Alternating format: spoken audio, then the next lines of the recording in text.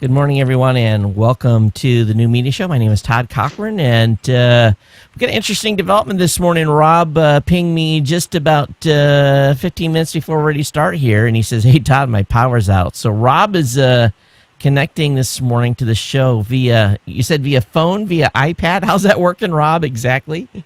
Oh, yeah. Actually, I'm doing like a share of my internet connection on my Lumia 1020 that's sharing to my iPad. So I've got kind of a jerry-rig setup here, and obviously you can see or not see my video. So it's fun times in Seattle this morning. We had a big windstorm blow through, and I guess it knocked us out of the ballpark, as they say. Well, Rob, it's actually, it's probably a good day for you to be not up on video because we got this lovely Cali Lewis with us this morning. So she's making up for everything that you would have degraded from the video, Rob. I still want him on video. Come on. Total destiny going on here, right? It's like Callie needs to dominate the video side. Yeah, that's right. So I've known you both for so long. It's good to have you kind of both in one video call. Well, I'm glad that you are from your now dried out studio in Dallas, correct? Yeah, we had a flood a while back ago. Kind of ruined everything we were working on, so we had to evacuate the whole building.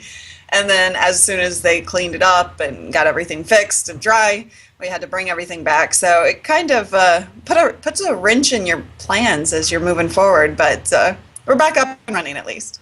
Well, that's good. When I heard about your guys' disaster there, I know what it takes to wire everything up, and you're just like, oh man. I'm very thankful for the fact that we have a full team here, and Ken Tran, K-I-E-N Tran, he's our engineer, and he makes all those wires go smoothly. And he plugs everything in and makes things work and creates whole devices that don't exist in the world that we have a one of a kind here. So, he's just a brilliant mind, and he kind of took that head on and unplugged everything, packed it back all in, and made it work quickly and easily without complaint. So he's a lifesaver for sure. Well, that's good. It's kind of an aside, kind of a dumb anecdote, but I lived in Guam for a number of years, and in Guam we always got typhoons on a regular basis, and so everyone had a closet full of coffee cans, and people look at me like, what do you mean coffee cans? I says, because when a typhoon was coming, what we would do is we'd lift all the furniture up and stick underneath coffee cans, so you would get at least that much that the water would just flow through, and then when the typhoon was over, you just take coffee cans back down, and you were good, and none of your furniture was ruined. But it's kind of hard to outfit Brilliant. Yeah, but you think about it, just gets it up just enough, to. So anyway, that's enough talking about typhoons and floods. Yeah, we totally went on a tangent there.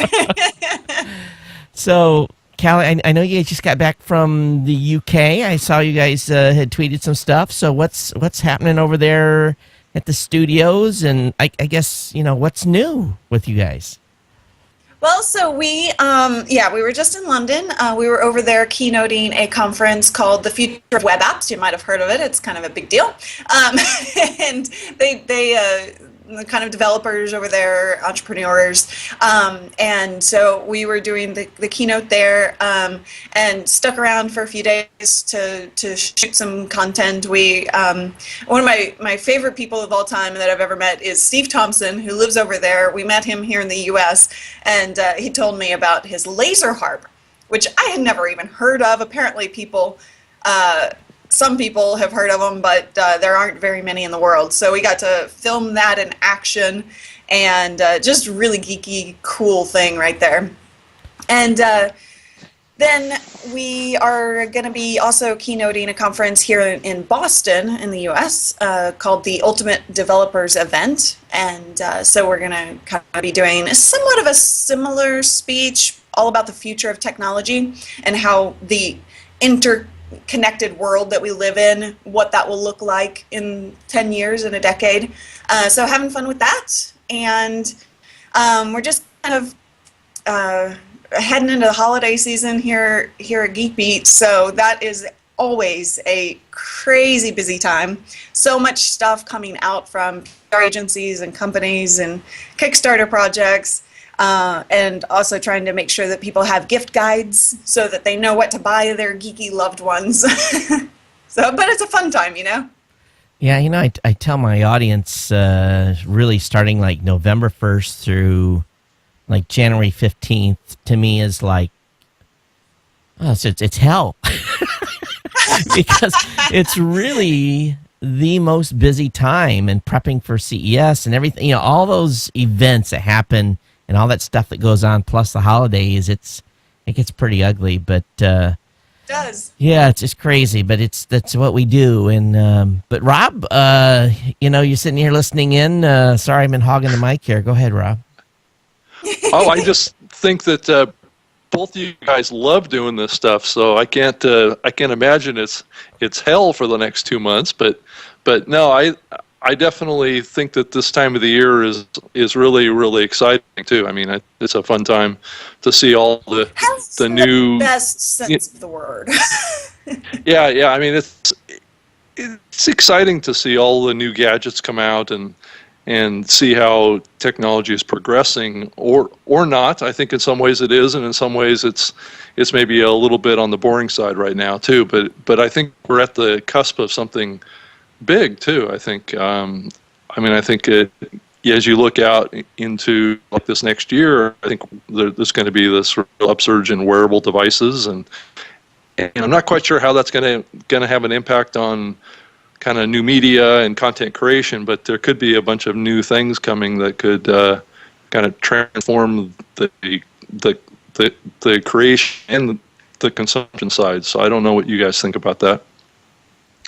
Yeah, wearable devices are kind of a huge thing right now, and we're seeing it in such the beginning stages that it's kind of ridiculous when you think about what it will be in the future. Like right now, it's toys, Even Google Glass, which is out there and kind of further along than most things, it's still kind of a toy. I hate to say it because everyone loves it, but when we think about the future and content creation, like you were talking about, the fact that we can have all this stuff on us, our clothing and our fabric can be connected to the internet.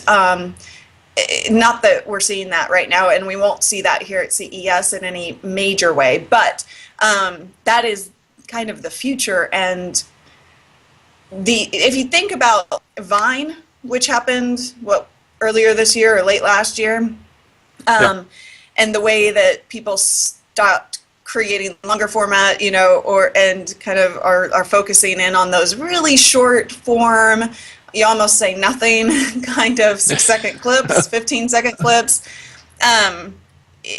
Those things kind of combined, I think you can kind of get a picture of what content creation might be like in the future. Unfortunately, I hate to say it because I put so much work and so much effort into the things that we do here at Geek Beat that it's kind of sad to think about.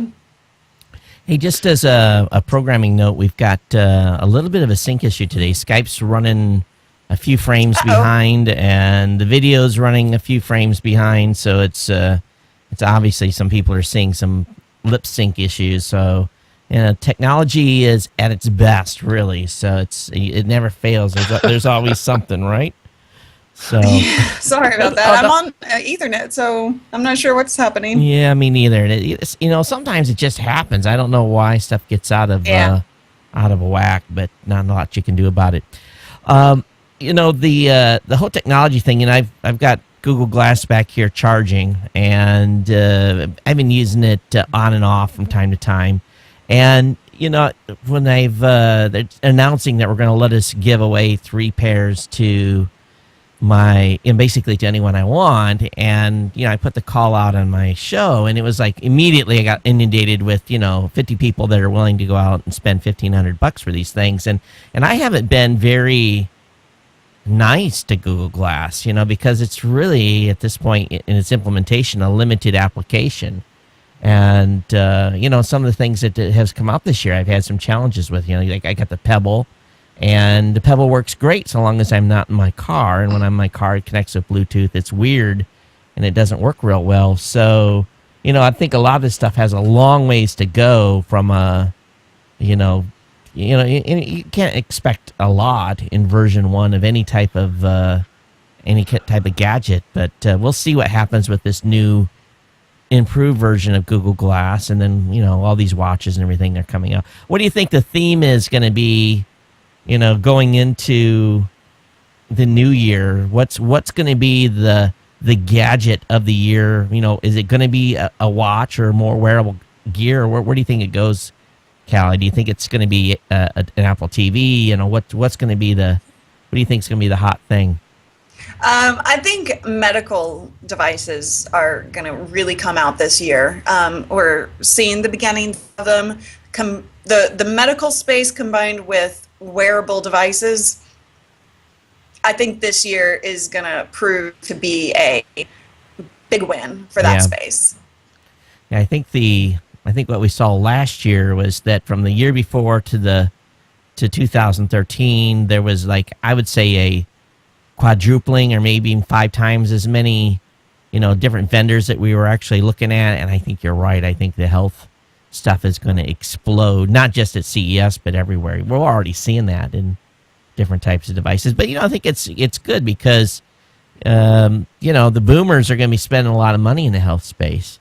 So, it's a prime time for all that gear and being connected to it all. But it's also a little unnerving how much privacy data we're going to be shoving out, making public and sending to our doctors too, is a little bit unnerving. Yeah, one of the things I'm really looking forward to in the future is having the ability to not have to go to the doctor themselves, to be able to just send information through whatever I'm wearing on my person. Let my doctor see that in real time. Let me monitor that in real time, and if something's wrong, we know immediately, as opposed to waiting hours in the doctor's office and going through that whole process. It'll change the entire medical field as we know it, but you're right, privacy is a huge issue. And the interesting thing about how technology works is that you and I, we're all kind of really into it, and we see everything in its beginning stages. But if you think about the consumer world and the people who aren't seeing every single piece of new technology as it comes out, it does kind of flow easily. And so when things happen, we're kind of more aware of it than most people are. And so you kind of, as a consumer, you let go of your privacy in major ways without even realizing it. So that's going to be a huge thing. And we have to kind of take a step back as a whole and think about what we're giving up and whether we really want to. But I'm afraid that, that's not really something that's going to happen. We're just going to go over the edge without knowing it. And what happens, happens, It's kind of a grim reality for that space. Well, just those of you that have joined us a little bit later, just let you know that Rob is in Seattle. Rob has had a power failure this morning, so he's connecting via iPad through an internet connection on his phone. So, Rob, I think that's the first time I've heard you admit that you actually have an iPad. So, well, it's an iPad 2, which is still being sold by Apple. So I guess it's still considered a current device, right? Yeah, I guess so. And you can still get it upgraded. So let's, we can spend all morning talking about technology, but I really want to kind of do, Callie, is kind of dig into what you guys are doing there at GeekBeat as a company, and where your growth has happened and where you think your space is going, and beyond the flood and the recovery of that, where from. Let's just go back to the beginning when you guys established the studio there to where you are today. Can you kind of give us a little chronologue and some of the challenges that you face? And really, I kind of want to dig in, and if you can share as much as you can without going into giving up trade secrets, I'd love to hear what you guys, your guys' methodology and thought process and all that. Yeah, so we're kind of, I don't say this to sound too confident or Sure. anything like that, but we're kind of different when it comes to the new media space. A lot of people are having a lot of success and doing a lot of great things from a bedroom in a house, and which is what we used to do.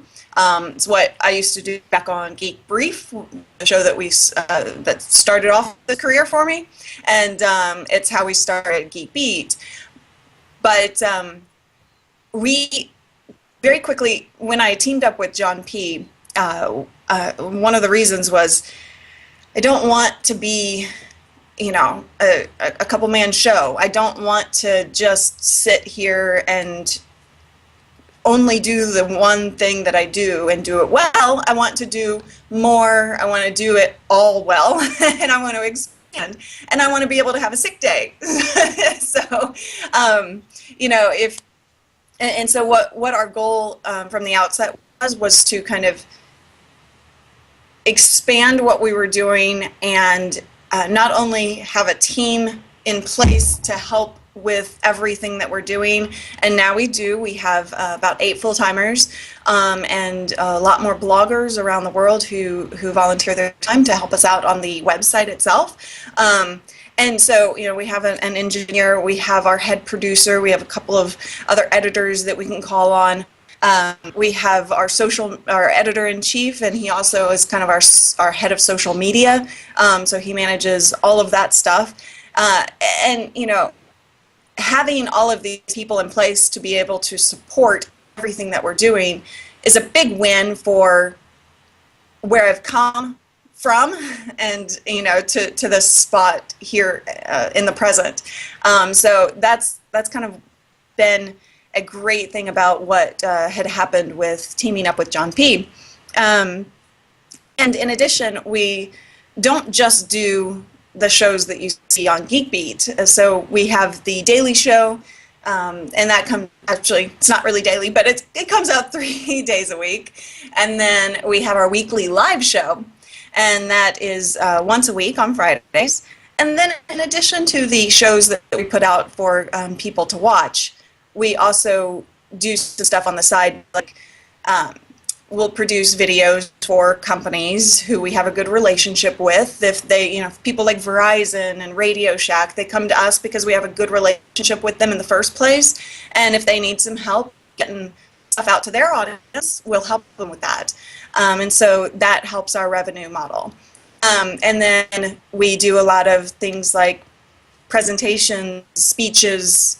At CES for the last couple of years, I've been the primary spokesperson for Panasonic, and these different things that is another stream of revenue for us. So it's not it's something that we've been able to kind of do differently than other people in new media, which I'm really proud of. I have a hard time saying that, but I am. And so that's kind of where we've been. And that's a challenge because to get to that place, because it is new. It is all new for all of us. And I think the most important thing that we can all do is push the boundaries. And that's what I'm constantly trying to do here, is push boundaries of what has been done in the past and what can be done and test new waters. One thing, go ahead, Rob. I hear you want to get in there. Yeah, I was just wondering, so how are you balancing the need to put out content into YouTube versus putting out content, into the podcasting area? And is that really much of a key decision-making area for you guys? I don't know if you want to expand on that. History is a very good question, Rob.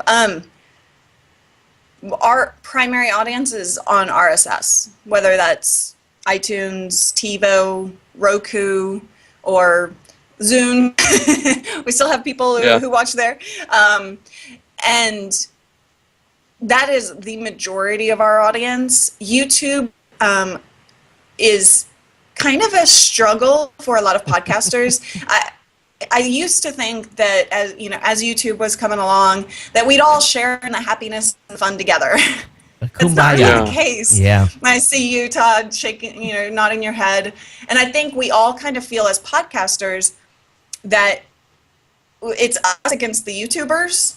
Does that make sense? Yep. Yeah, it does. Yeah. Go ahead. But, we've had this discussion on this show. Anybody that's been here, it probably comes up every other show. We just don't understand why. Our challenge, that if anybody can ever come up with that universal answer, we're all going to do very well from it financially, because same with me.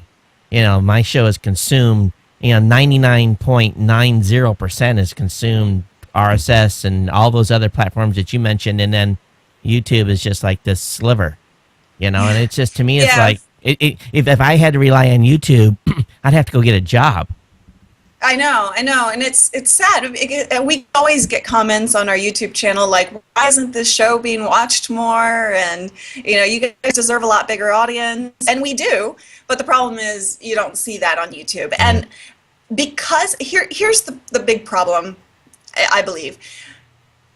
iTunes needs to take a step, and those other platforms in the direction of what YouTube has succeeded in, and that's being able to quickly embed. Right. YouTube has taken over what we've been able to do on podcasting because you can easily embed it. I share stuff on YouTube every single day because it's easy. You can also, everyone can see stats. And that is a big motivator for not only the content producer, but it's also a big motivator for the audience. They like to see things that other people are watching. So if they see that a video has had 1 million views, they want to watch that. If they see it's had 20 views, they're not that interested. It's just kind of human behavior. Makes sense. And then also live aspect, that's a really important thing about what's happening right here and now. And the audience loves live as long as the content producer is interacting appropriately with that live audience. Right. So if you're not bringing your audience in who's watching live and talking to them and bringing in their questions, you're not using it to its fullest extent, and you can't do that with iTunes and I say iTunes, I mean all RSS, but that's kind of the big, the big daddy. So if podcasting, which primarily is all on RSS, can succeed in those areas, then I think we have a chance at quote unquote competing with YouTubers.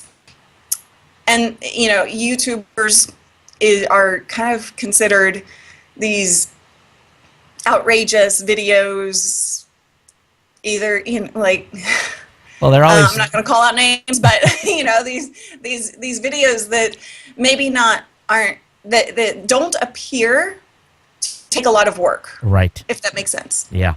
So there's just that balance. One of the folks in the chat room actually said, "I don't know what RSS is," and I think at this point in the game, it's not real important that they do.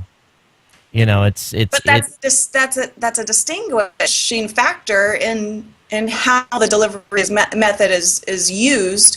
Right. But no, nobody should have to know what RSS is. But how else do how else do people know where they can get content? And right. It's a marketing issue. It was kind of funny because we're in the middle of the Podcast Awards voting right now, and we had 4,400 shows that were submitted over there, and we look really pretty much at all of them I do this basically overall state of the podcast union type of thing every year.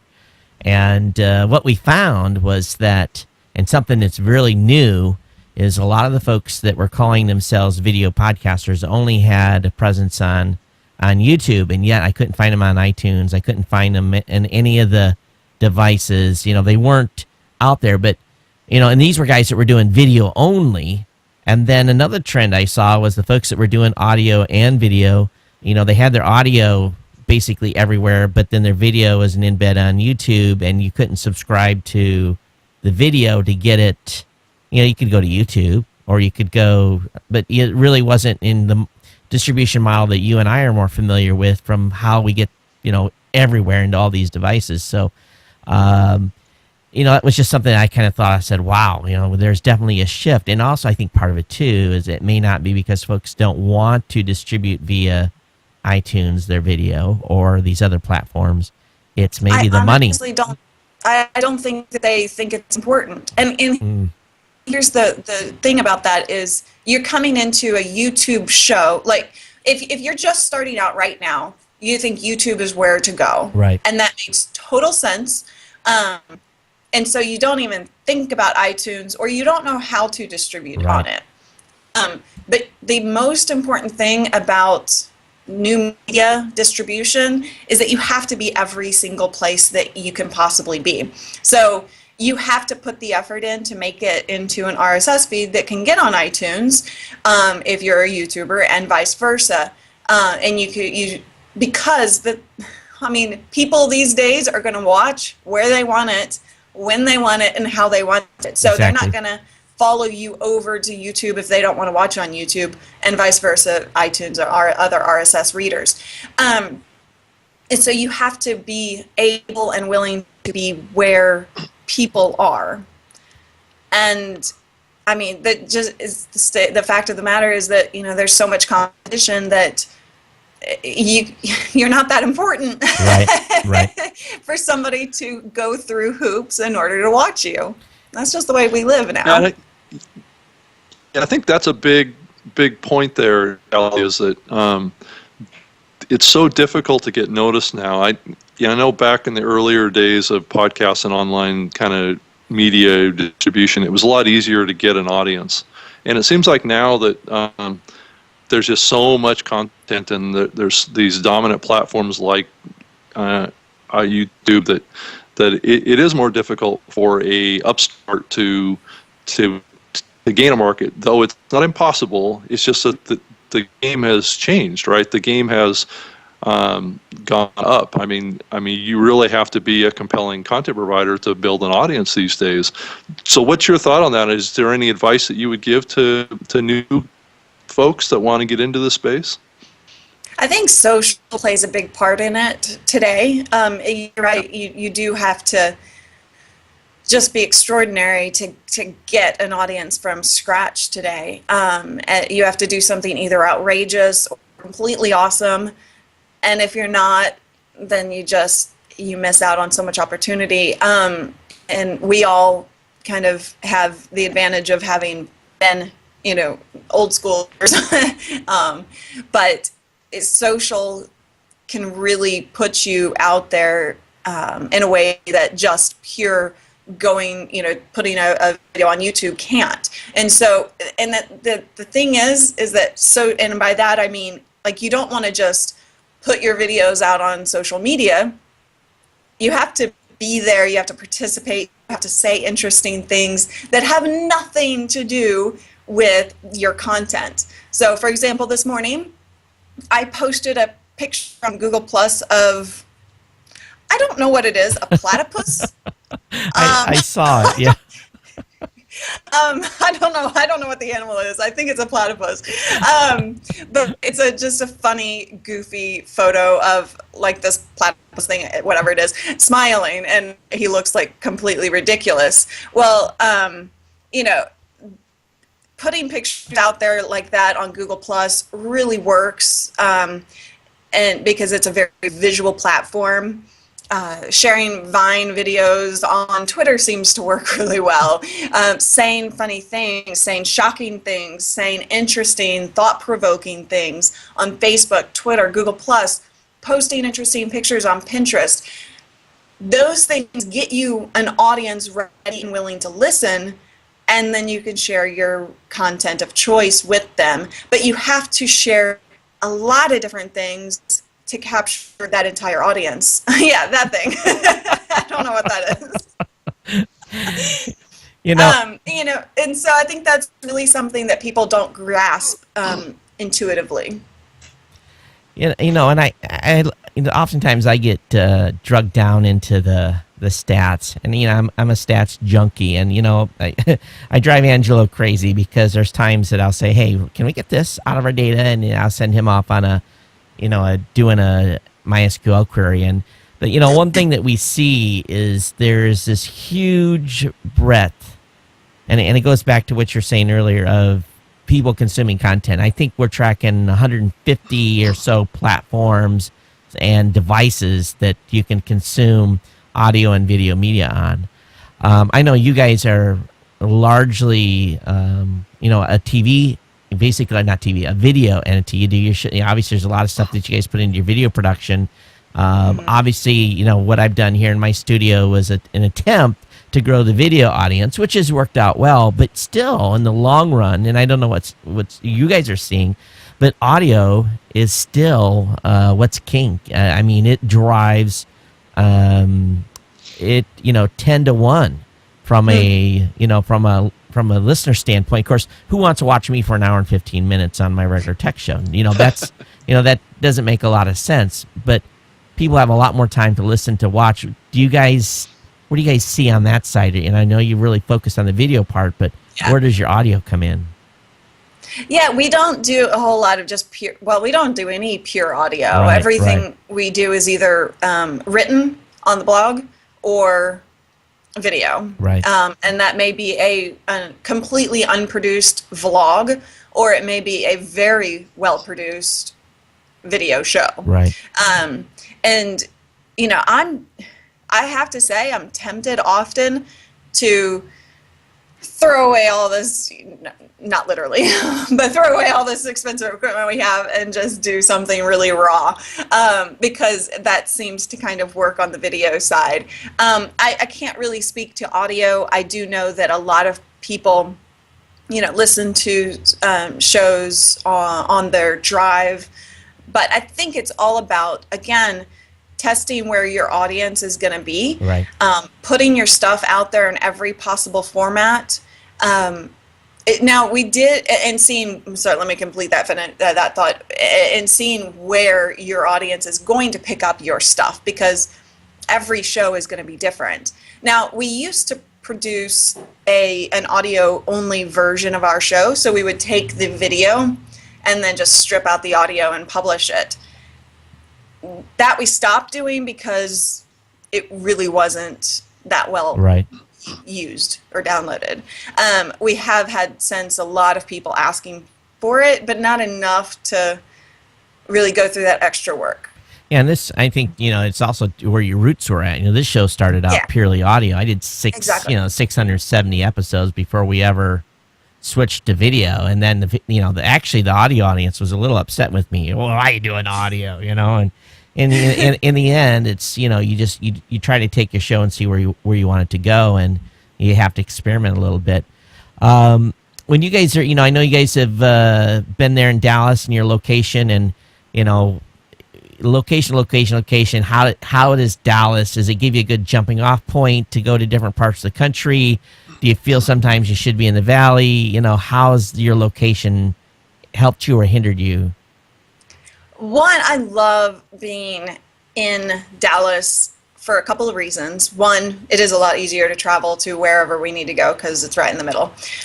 Two, primarily, I love it because it gives us a different point of view.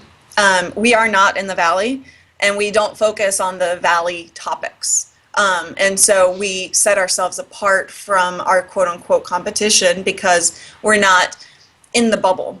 And I feel like we are able to kind of give a broader overview of technology from a consumer standpoint, because that is who our audience really is. I mean, we have our hardcore geeks, we have a very broad range of audience.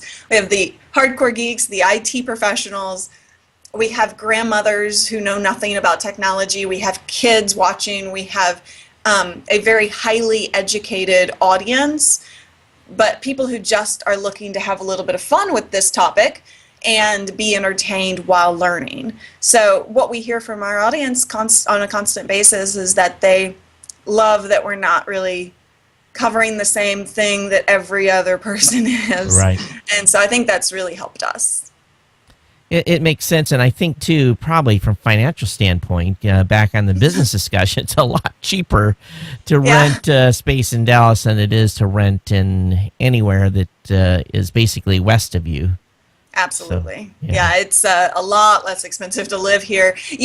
We've done the calculations. John B. has actually done the calculation, and what he found out was that you can live here, and we can have this studio here, and you can still travel like 50 weeks a year and go live in California, live like hotel, stay in California like for 50 weeks a year. And still come out on top. Wow. So have a place here, go do your hotels, your car rentals, your food out there, and you're still like better off financially. So it's just, I have no desire to pay that much for rental space. And, I talk to my wife all the time. I live out here in Honolulu, and just, you say Hawaii and you just add $2,500 a month. Just, that's just throw that number right on top of anything that you're spending today.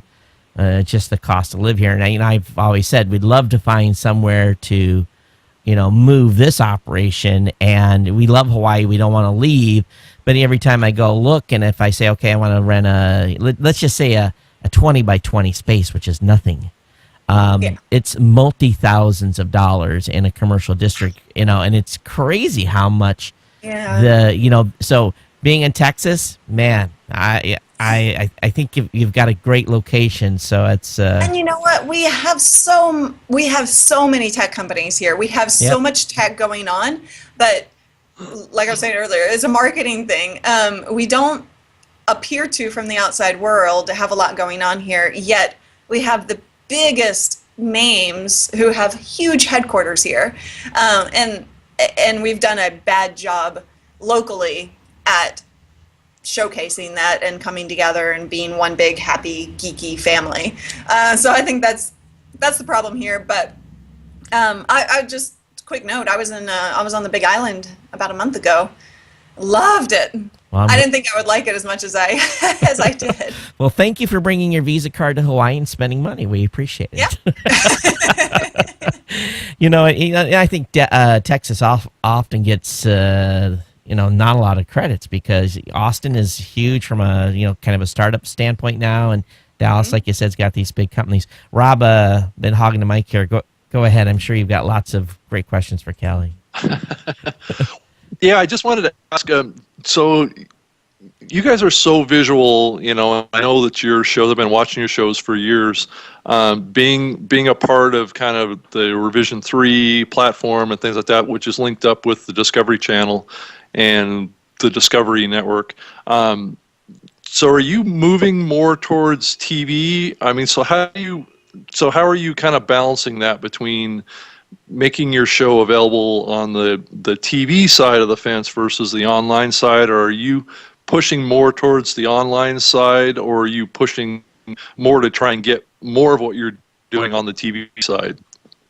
Well, I don't think really our show, the format it is, the daily show, I mean the short form one. Sure. It doesn't really fit well on TV because it's so short, right? Yeah. But we do actually have our live show is distributed not via Discovery, but on a cable network here in the States called U2, YOUTOO, and their specialty is really getting the audience involved. They play audience videos throughout the commercial breaks.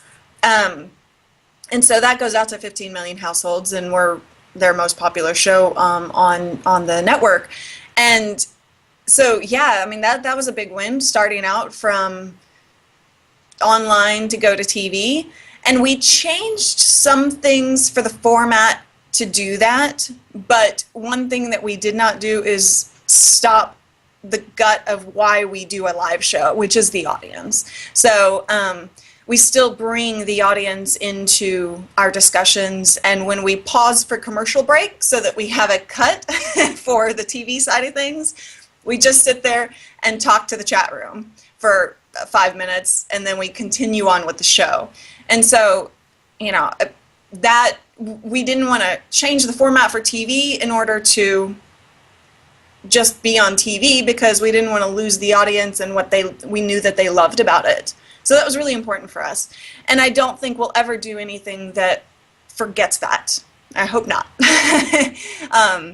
But I think just like podcasters and YouTubers have to kind of work together to build things up and create something bigger, you have to work with the TV side of things. TV wants to work with the online side of things. We all have to become able and willing to work together and do things that promote each other in order to move this media thing along that we're doing.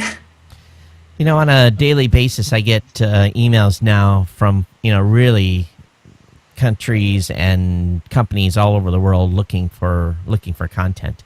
There's this absolute, it's like they're starving, and they're not starving for, there's lots of content. They're starving for good content.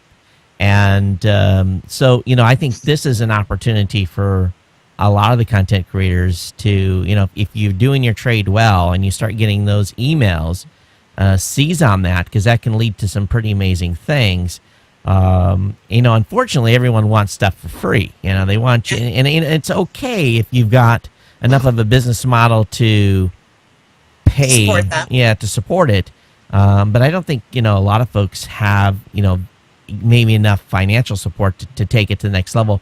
Now, when you guys made your kind of your change, and I've actually, Time Warner carries that channel that you guys are on, and it's right up against before like HBO or something. I think at least here in Hawaii it does.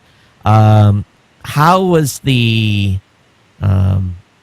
transition? Because you have to hit marks. You have to hit those time marks pretty close. Was that, and Rob, you used to doing that because you used to do regular radio. Was that a big issue, or is that just you just had to shift a little bit to the right and adapt? Just had to shift a little bit. I don't know about you, Rob, but we had to create a very specific run sheet that we go off of and keep time. So we have to pay attention to our floor director, who's keeping time and making sure that we're cutting off when we need to. And sometimes we go over, and thank goodness we have the ability to kind of edit it a little bit, because it's not going straight to TV. So right. We deliver it a couple days later. And so for us, that's kind of a lifesaver, because John can talk. But, you said something just a second ago that reminded me about distribution and doing deals and stuff, and take it where you can get it. One of the things that we do along those lines is we distribute to a lot of different weird places, like gas stations. We'll show some of those gas stations have like the TVs at the pumps. Right. You can see Geek Beat there. You can see it in Arby's and Taco Bell and Wendy's, and at like mechanics shops. And so, like, while people are waiting on their car, they can watch Geek Beat. And so that's been an interesting thing that we've tested that's worked out pretty well, actually. Well, that's it's like they got a company that's specifically, getting content into those venues, because you're short enough where, someone might be able to see a full episode or a clip or something. Well, that's kind of cool. Yeah. Yeah, I'm seeing that people actually go. About, Sorry, Rob. Yeah, I'm seeing that type of content even going into the elevators too. I mean, I'm seeing it in the gas pumps, and there's a lot of places where it's probably going to go in the bathroom here before too much longer. You're probably right. So, from a going back to talking just a little bit about the business model, I know you guys have got a lot of great relationships with companies and stuff, but, how's the sponsorships of the show? Have you been able to keep your inventory filled, and have you been happy with that progression? Yeah, so Revision 3 actually takes care of that for us, so that was a business decision on our part, so that we don't have to have a sales force, and we have the ability to do so, but that's a big undertaking. And so we chose to license our show to Revision 3 so that they can fill those sponsorship spots. And they're doing a great job with it. And that's one model that works out for a lot of people.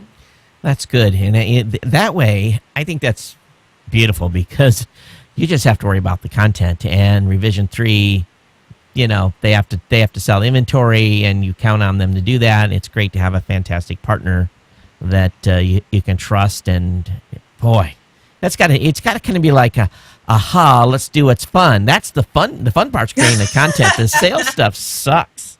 and we have they license GeekBeat, and then we do a lot of other things on, like, that I talked about before, right, that they don't handle. So we still have a fair bit of that business stuff that we have to take care of, and that's not necessarily the fun part, but it is necessary. So we have kind of a bit of both worlds going on at the moment. I think a lot of people have been asking me lately about ads, monetizing on YouTube. And that's such a tiny, like, you have to just be a superstar on YouTube in order to make any money there. And we make some money there, but it's a pitiful, it's like just tiny. Yeah. And it's, that's an interesting thing, I think, because I think people are getting a lot more intolerant of ads on YouTube. I don't know if you guys are seeing that. Well, yeah, I think what it is that, they're being bombarded all the time, Mm-hmm. And, it's, I go over to a news network, a 3-letter news network, and every video, and I want to watch a couple of their segments, and I have to be, inundated with a 30-second ad for a 2-minute clip, and then boom, another 30-second ad for a 2-minute clip. And to me, it's completely aggravating. Hit me once and be done with it. But I think there's such a high demand to monetize because it's expensive. People, I think people don't realize even though compared to a major studio or something like that, production costs are much lower on the new media side. I mean, ridiculously lower. But there's Mm-hmm. it still costs a certain amount of money. I was talking with I'm negotiating a deal right now for NAB, and we said, okay, we'll do so many segments, we'll produce this many segments. Here's the cost, and the guy came back with a different number. I'm like, listen, just my production cost alone to produce these videos is that much, and I says, there's, and then everything else is hotels, gas, rental car, and then, so a lot of times people, and even though we're much, much cheaper, there's still expenses involved. And so I think the audience supports the in-show advertising, and that's, where you guys probably do, get the biggest bang for the buck as well. But that pre-roll and that post-roll stuff, I think people hate. Yeah, they really do. And that the host endorsement side of things really works out so much better for the audience and for the advertiser, that I think we need to really be focusing on that more as a whole. Yeah. But that's hard to mass sell as well. It's a very hard thing because it's so personality based. Mm-hmm. When you go to somebody like at NAB and you're trying to sell something, one of the failures that I think as a whole, all of us producers can fall into is compromising. Right. So people, advertisers, this is a new thing for them. They don't want to spend money on it because they're still figuring out if there's an actual return for it. So if they're struggling, then we get nervous that we're not going to get it at all. Yep. And so then we might compromise. Yep. And I think that's a big, big, big mistake for new media content producers to do. They should just, and I know there are issues and there are, situations that this might not work in, but as a whole, I think if you can stick to your guns and say this really is going to be worth it for you, and you just need to come up with a budget and pay up because this is a real cost, then we might push ourselves a little further, a little faster. But I think we just want to do it that, that's a mistake. But in addition, I think one thing that people don't think about as producers is that everyone's trying to monetize the show itself, and that's not necessarily going to be the case for everybody. You can't, all of us can't do it. Yep. Because the entire world is doing it, right? Yep. So you're not necessarily going to be able to monetize the show itself, but what you can do is put out the great content that you're putting out and then sell your expertise on that, whether it's speaking engagements, going out and getting a job based on the fact that you have an audience and you obviously know what you're talking about. Right. Those are a couple of things that people don't always think about, but they're roundabout ways to kind of monetize your show.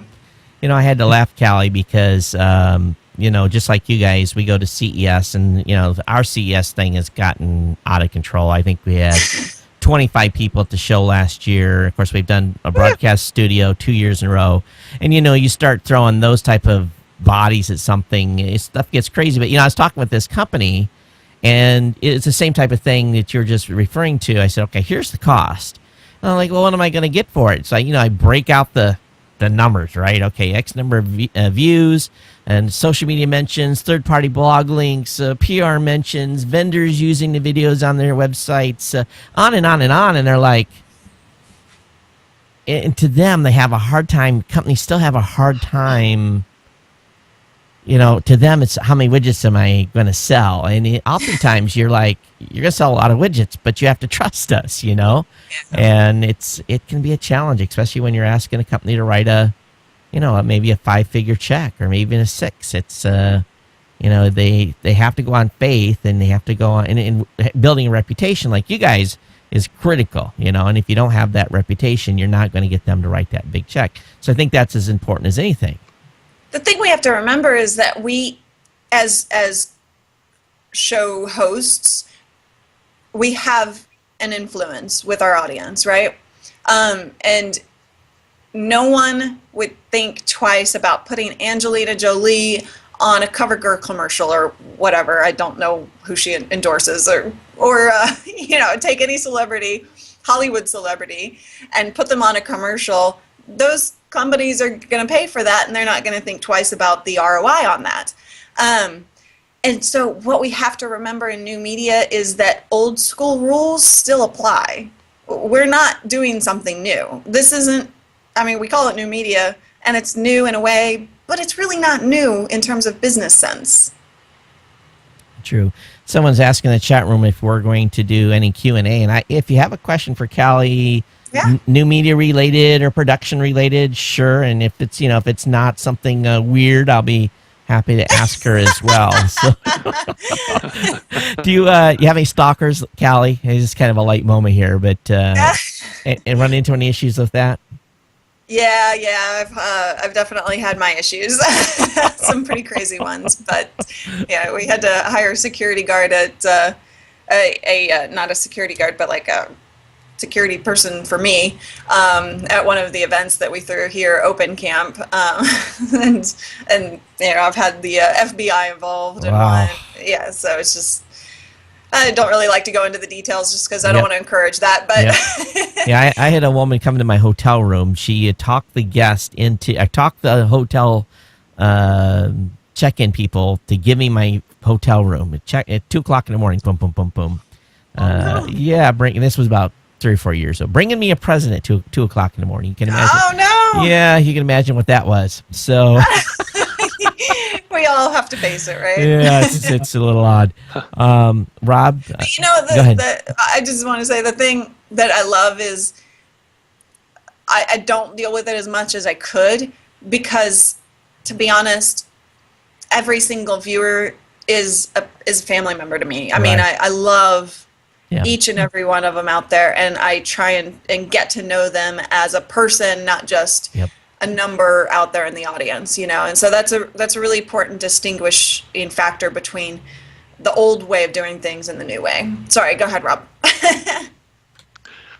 Yeah, I was thinking about the whole advertising thing, and I know we were talking about that earlier, and it kind of makes me wonder if we're kind of in a change time here on the advertising side, because lots and lots of people are just fast forwarding through TV commercials now, right? So they're in this mood that they don't have to watch commercials, right? And they've been empowered, right, to fast forward through. And I think that that's starting to translate over to places like YouTube and other kind of areas that people can just click to close the ad, or it's this play for 3 seconds and then skip the ad. And I think everybody's doing that. And I think that the whole ad model, I think, is somewhat under threat with the online side. And I wonder how that's going to, how the content side is going to adapt to that change. As you're saying, Cal, it's very difficult to monetize on a place like YouTube, and that's what YouTube basically built their business model on, was overlays and banners and stuff like that people hate. Well, it works out well for them because they are monetizing across millions and millions and billions of views, but it doesn't work out so much for the content producer or the audience. Yeah, but I would think that over time, though, that would kind of really have a negative kind of impact on the content provider side, right? And that would mean that the YouTube folks would have a more difficult time getting good quality content as you look out over the long run. Yeah, I don't know that I don't think that YouTube at any time soon is going to get rid of that model, because it is kind of an easy way out. And that host endorsement thing is hard. YouTube can't go out and sell host endorsements for the entire YouTube community. You can't mass sell that, but there are ways around it, but it requires some additional thinking and pushing from kind of the big players to begin that process. So I think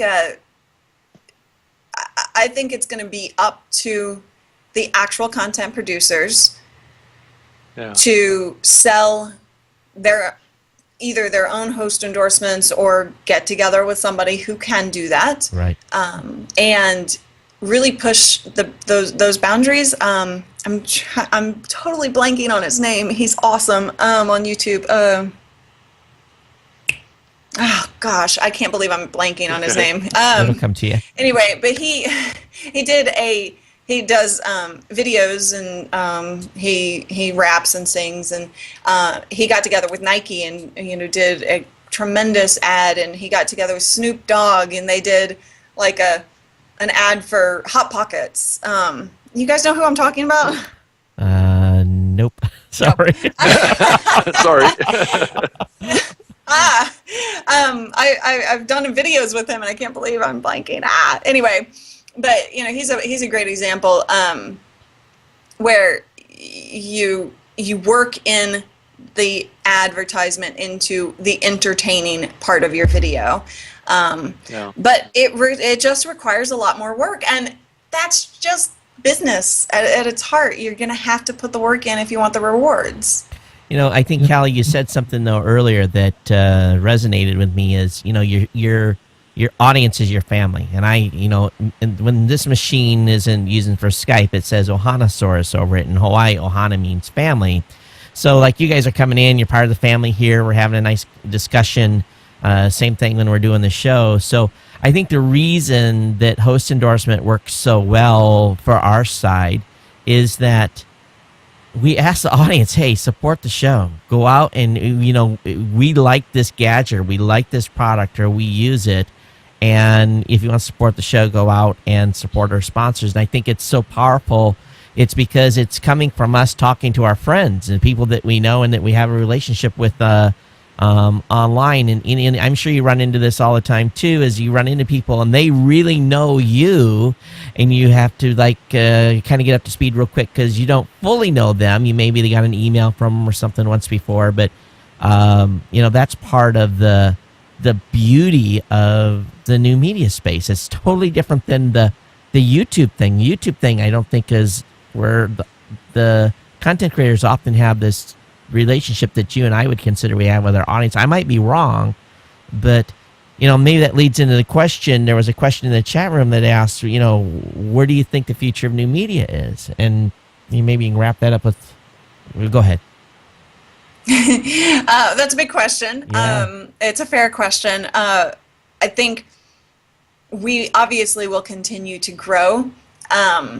One of the things that we do that seems odd to a lot of people in terms of audience and community building is we have an IRC chat room. That's so 90s, I know. But it's important because it is building the community. We're in there all day, every day, as much as we can be, talking to those people, right? And then on top of that, they have their own community. They take care of themselves. If we don't do a live show, they're having their own show. And they do like a Geek Beat after hours where they talk about the show and fill a little bit more in on their opinions and talk about so there's this whole like multi conversation thing going, and I think that is a really big piece of the pie in the future is the combo effect.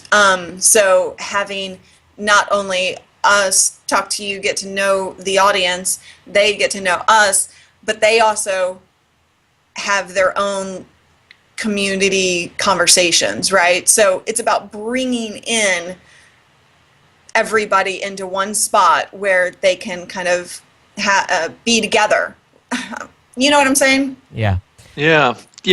It's really, really fascinating to me that we're still using a 1990s technology to connect people online, and it does kind of beg the question to me of, are we doing the right thing from a technology perspective in the bigger picture of what people really want? I mean, it feels like we're trying to force business models on people that it doesn't really fit with what people want and what their desires are. And I do know that the whole advertising model is built on, getting in the way, right? I mean, that whole concept of breaks in the content. People just want to get to the content, but you have to break in order to deliver an advertising message. But it feels like that we're kind of evolving into something new and something different. And I'm just wondering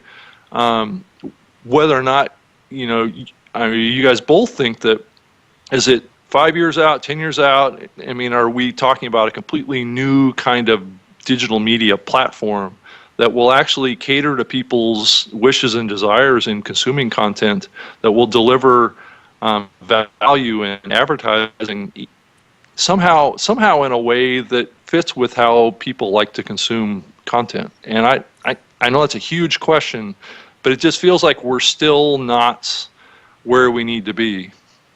I agree, and I think within the next 5 years, there's bound to become a service that combines Twitter and Google Plus, communities, and IRC chat, and Google Glass type interactive video, in order to create this one big community thing. But then there's also the issue of people want to use the services that they want to use, and that is a pretty, you can't get the entire world doing one thing. Right.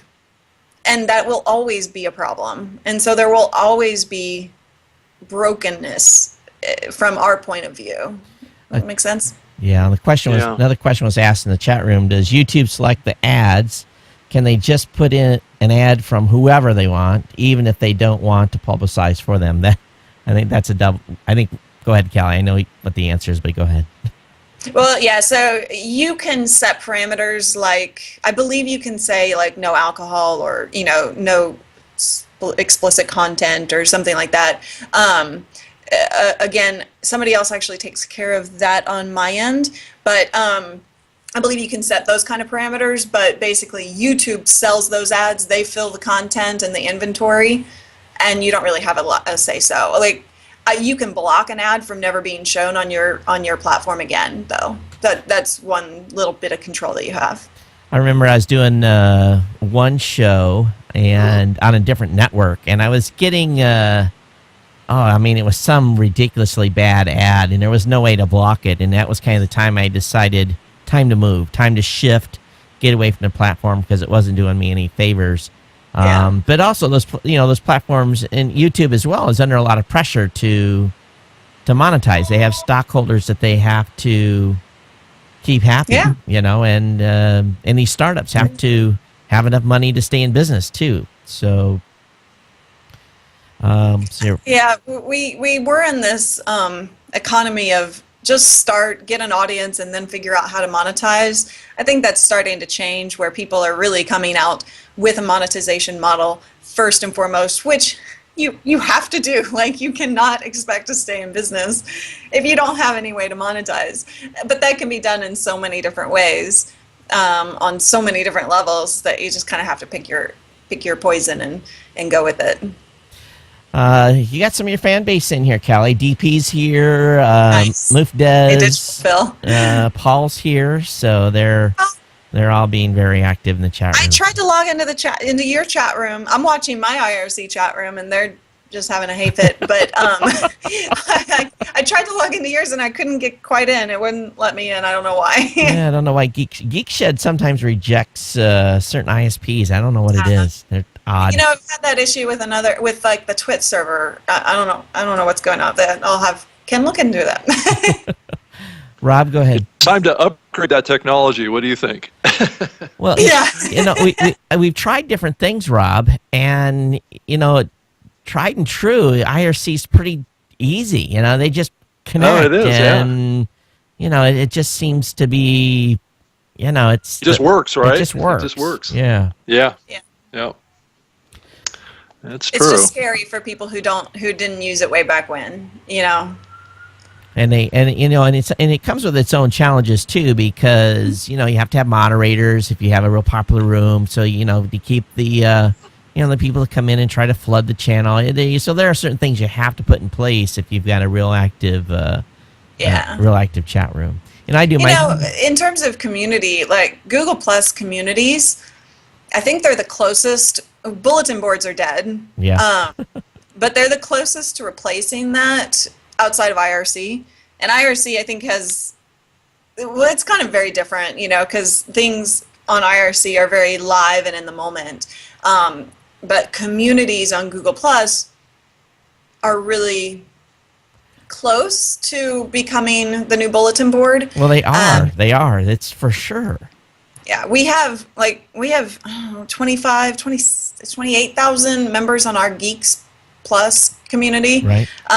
And people are constantly going crazy in there, talking and sharing and getting feedback and helping people with each other with issues and stuff like that. So that's used to be what a bulletin board was, but it has some improvements to be made. But I think that's the closest we're seeing. So I'm looking forward to seeing those improvements. It's kind of funny because the bulletin board has had several iterations. It's back in the day we were dialing into them. Then they moved into an online format. And now I think you're right. I think Google Plus has kind of replaced them because it's so visual. You can drop a photo in, drop a link real easy. It's just simple. They made it so that it's easy as tweeting. And that's the important part. People don't want to have to learn complicated commands to put a hyperlink in and all kinds of stupid things. So they made it. I've been paying attention to Facebook and Twitter and Google Plus, obviously, but it's really interesting in this last year to see them copy each other, and all services do it. They take the best and try and integrate it, right? But it's almost like they're going to become the same thing eventually if they keep doing this. So somebody has to take the next level, like every couple months, and do something different and unique. But that's what keeps competition going, I guess. So from as we're always trying to look for the next thing. We're trying to think like what can we do that would be cool, that would be out there.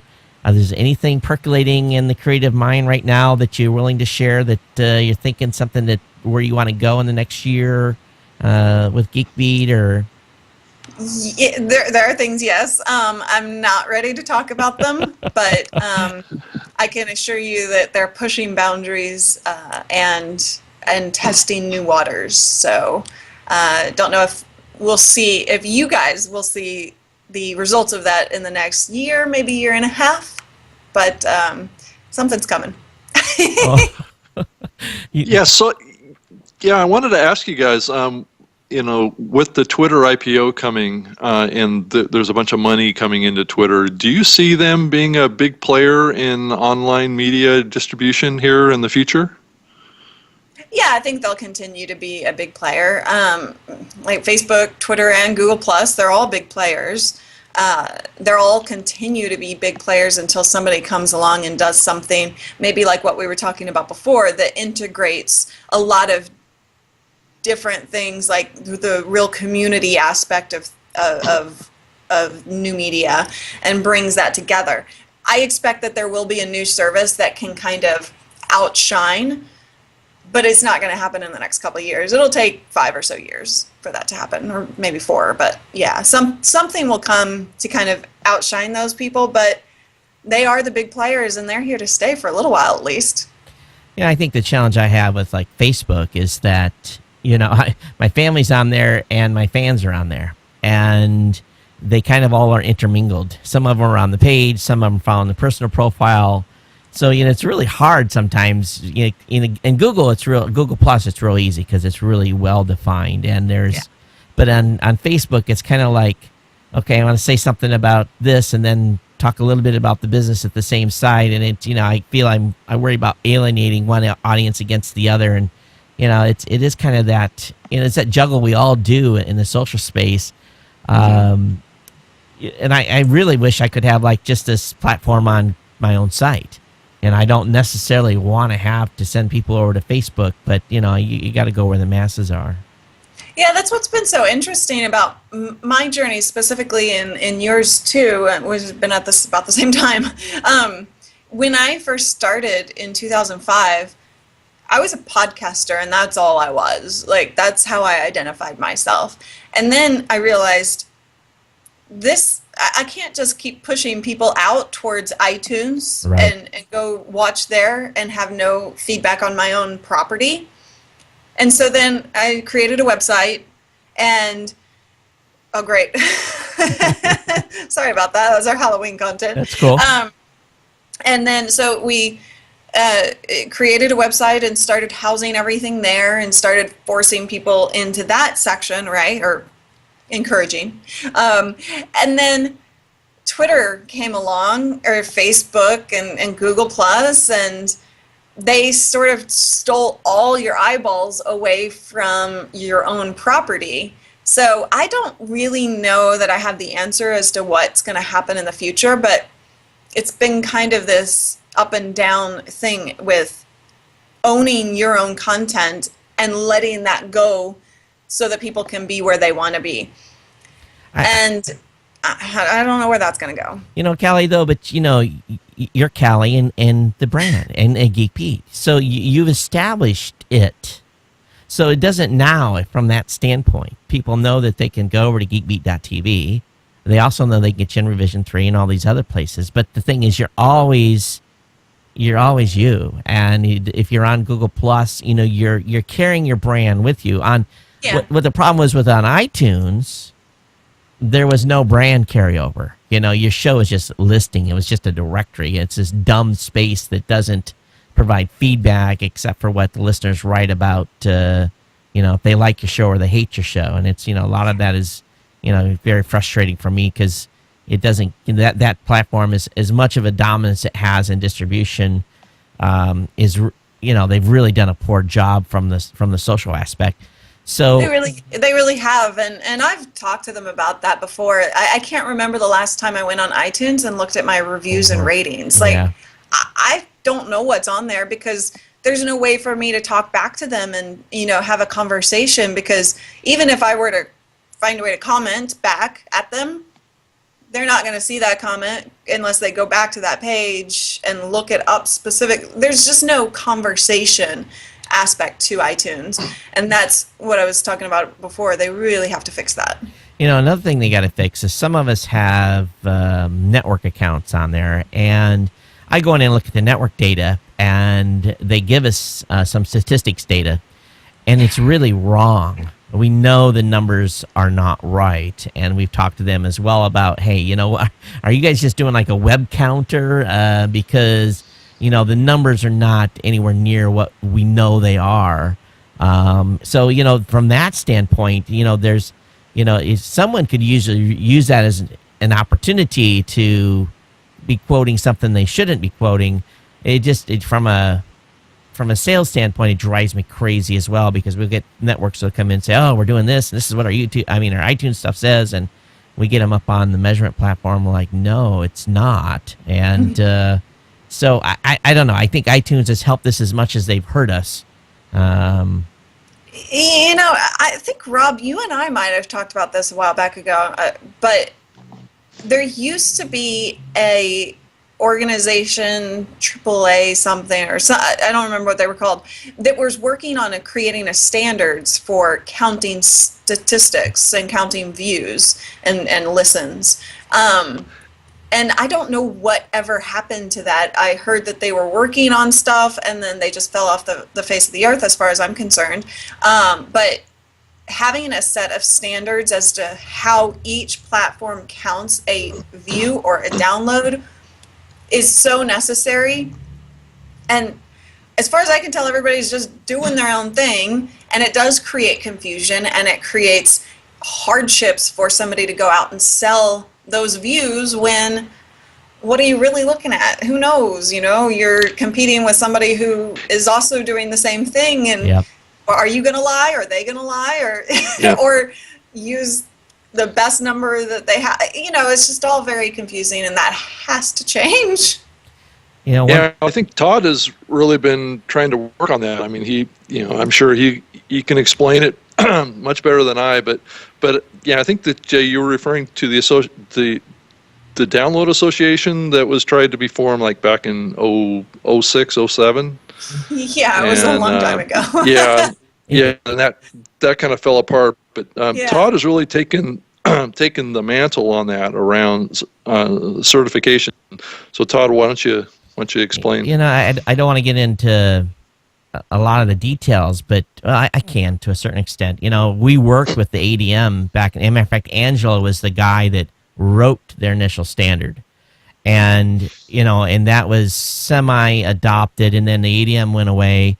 And, we built our own system in 2005 and have improved it ever since. And, what really came to a head was we've had some major vendors come to us in the past year, and we've done audits, and subsequently people have come up on our platform and use it. We got ESPN that's using our network stats, and QDT, and a variety of other networks that are using those data points. But what we have found really across the board, even on independent content creators, is their numbers are generally wrong from a calculation standpoint. And there's this big misnomer that they're it's rocket science. It's not complicated. It's essentially on the downloadable media side. Anything that's being served from a iTunes feed or from a RSS feed is really easily to be able to be measured, filtered, and everything that goes into making sure that you're not counting, some random web browser. But the long point is my pitch for the past year to content creators is if you are over-reporting your number, you're doing nothing but hurting yourself, because what it's impacting is let's say you have an advertising campaign and you have company X that is going to be an advertiser. They know when they spend money on YouTube, or if they spend money on display ads, they kind of know what their standard ROI is. And if you have inflated your number, let's say double, and they were expecting it cost them $20 to get a customer, and all of a sudden it cost them $40. Mm-hmm. They say, "Oh my God, this is worthless. I don't want to advertise again." And whereas if they'd reported the right number, it had been 20, and it had been in line with their acquisition costs. So, people that are over-reporting are killing us, and I'm going to tell you, there's a lot of it. I just have to point out that this conversation that we're having right now is the whole reason that YouTube is winning. True. It's true. Because this is just too much to handle for somebody who wants to just put some videos out there. That's right. It is, and so, so I guess the people, if and we have a lot of people listening. If you want to talk about statistics, email me. I'll be happy to talk to you offline. I'm not saying we shouldn't talk about it. I'm just pointing out that this is it's just complicated, and that's sad. But and the sad part is I've got a dedicated guy, a programmer that every day is not every day, but every week is looking at the data and say there's something weird that's happening here. We have to investigate.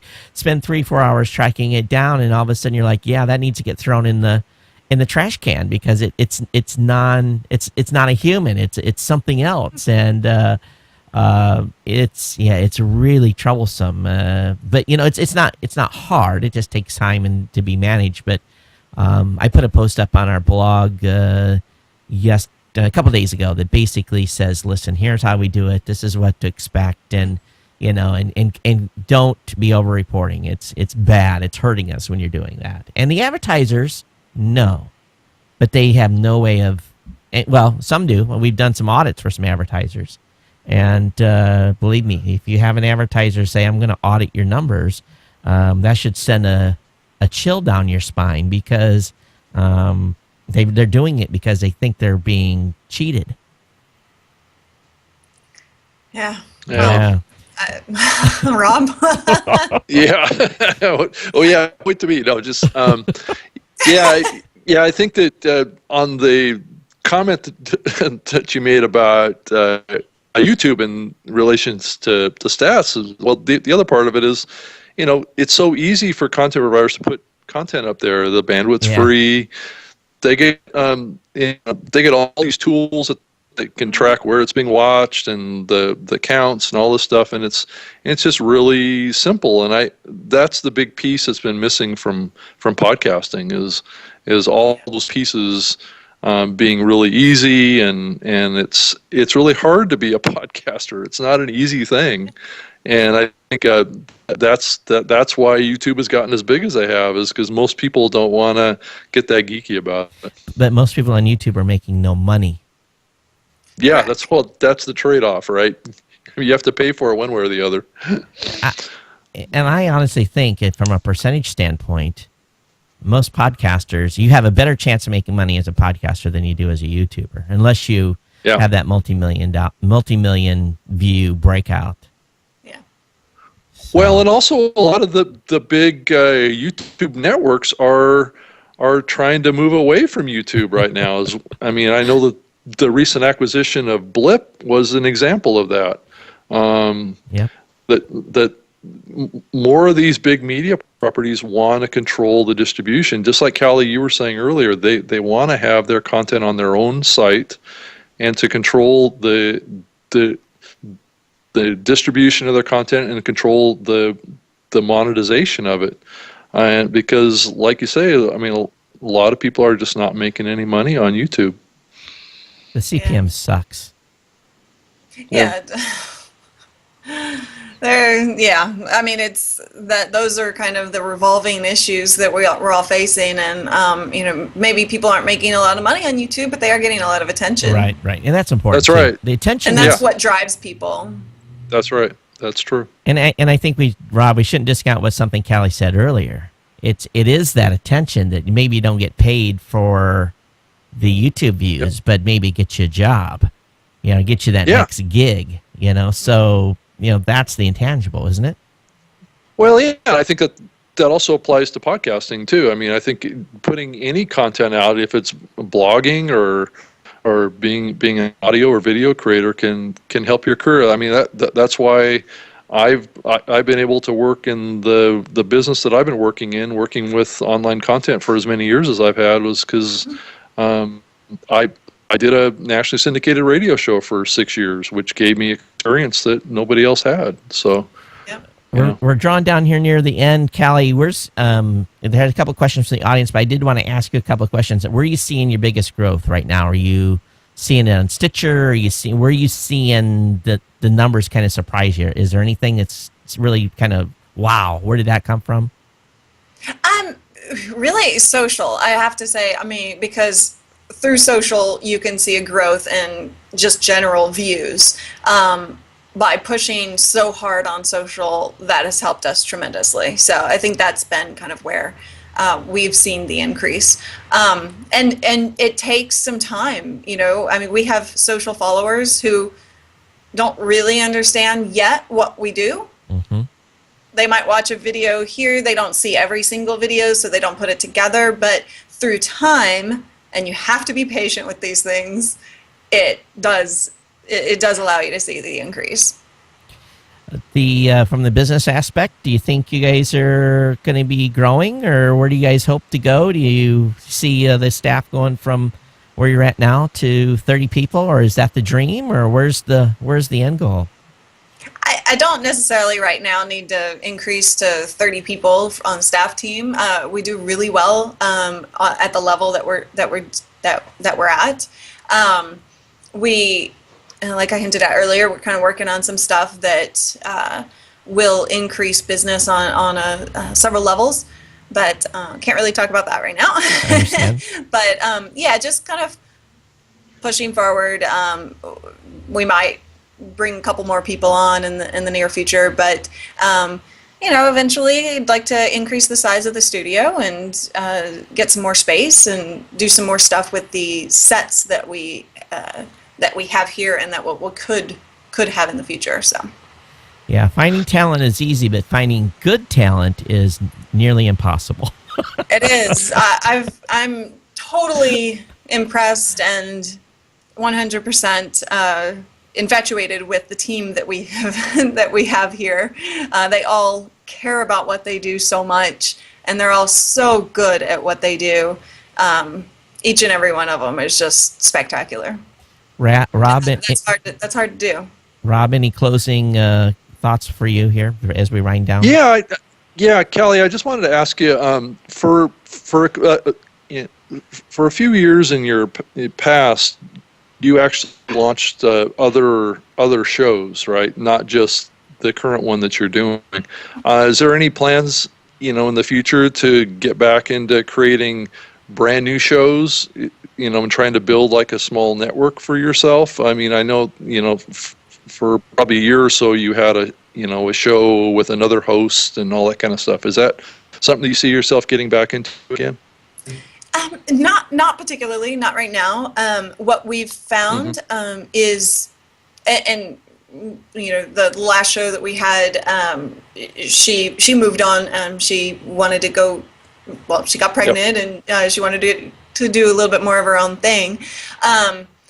But it's more important for us through what we've learned over the years to build on what we have, as opposed to diversify and split directions, but to diversify within the one direction that we're already going.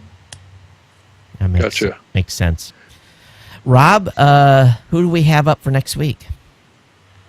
You know what? I don't have my computer open right now. Oh, that's right.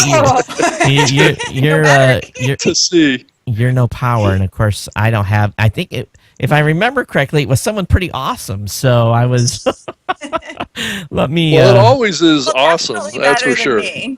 Yeah. I mean, it's like Cali. Cali's great, and there's just so many great people in this space to talk to. It's just amazing. Here we go. So we have. a Stefan Beckham from podcast producer at CNET. He'll be on next week. So that'll be another great show. Kelly, I know we've kept you here for an hour and a half. I appreciate you spending some time on your Saturday to talk with us. And the audience, if we didn't get all your questions answered, I apologize. Just tweet me. Yeah, just tweet Cali the question at Cali Lewis. And if I put your I have to go get my oil changed now, so I've been having way more fun with you than my regular Saturday afternoon activities.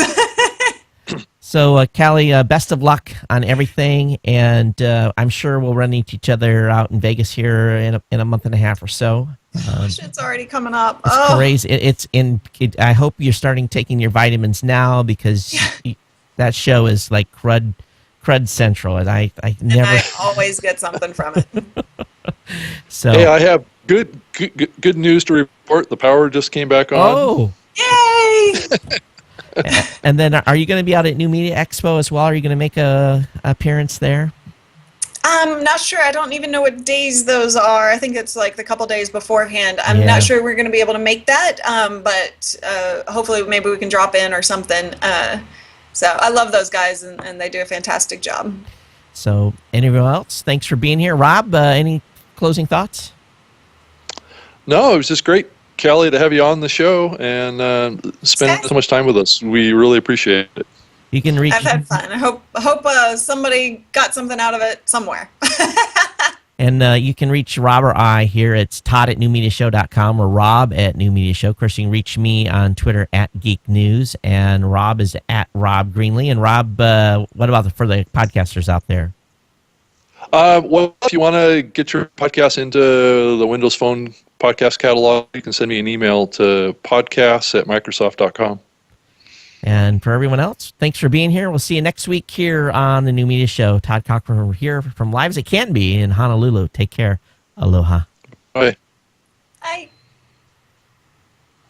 Okay, hang on one second. And those on YouTube, we'll see you later. Bye, YouTubers.